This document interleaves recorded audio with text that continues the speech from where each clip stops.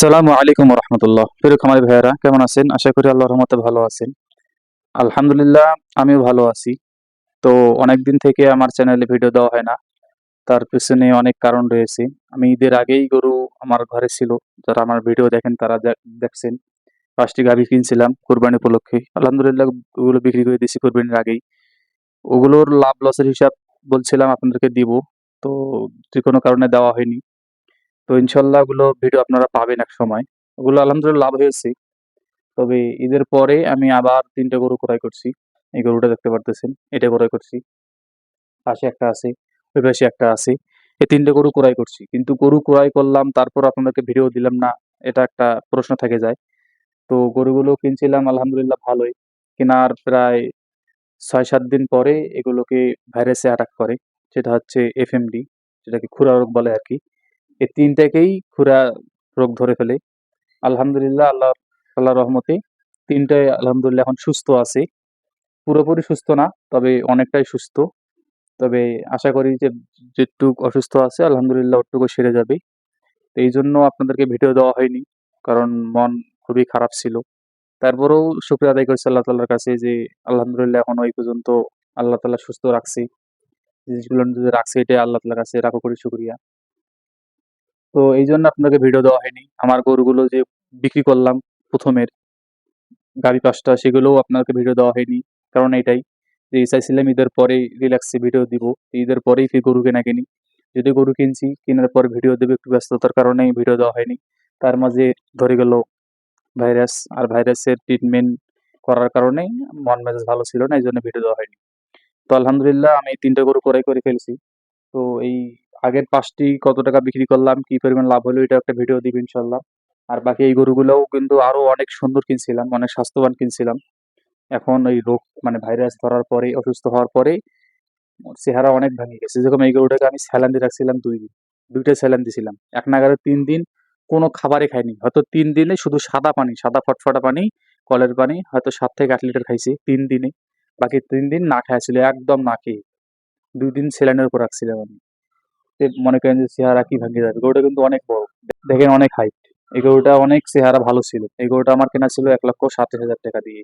কিনছিলাম অনেক আশা নিয়ে। গরুটা খুব ভালো একটা পার্সেন্টের গরু। ৳১,২৭,০০০ দিয়ে কিনছি। আমি আইডিয়া করে কিনছিলাম ৫.৫ মণ মাংস হবে। এই দেখেন হাইট দেখেন। আমি ৫ ফুট ৭ ইঞ্চি। সে দেখেন এই কত লম্বা সেই হিসেবে। তো গরুটা আরো কম মোটা তাজা ছিল। তবে কিন্তু গরুটা কিন্তু একদম বাচ্চা, মানে একদম কম বয়সী। চাইছিলাম একে ভালো একটা ৩-৪ মাসে ভালো একটা লোড দেবো। কিন্তু আল্লাহর কি ইয়া, রোগ ধরে গেল। পায়ের এখনো সমস্যা দূর হয়নি। এমনি স্বাভাবিক খাওয়া-দাওয়া করতেছে, কিন্তু পায়ে এখনো পুরোপুরি সুস্থ না। এই যে পেশি একটি, এটা কিনছিলাম ৳১,১২,০০০ দিয়ে। এটাও মোটামুটি আলহামদুলিল্লাহ আমি ৪.৫ মণ মাংসের ওয়েটে কিনছিলাম আইডিয়াতে।